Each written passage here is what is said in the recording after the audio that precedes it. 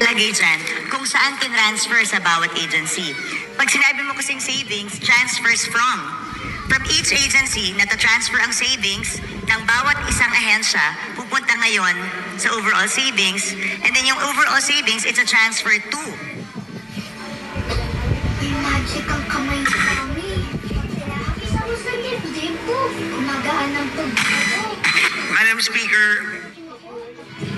it can be provided, but they don't have the figures now.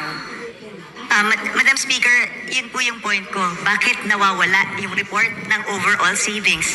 Dapat nakikita po natin yon dito sa Kongreso kasi savings po yan na hindi na po alam ng Kongreso kung saan napupunta.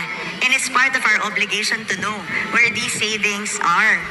Saan nanggaling? Kasi that's where we see how efficient. So baka pwede pong isubmit sa atin today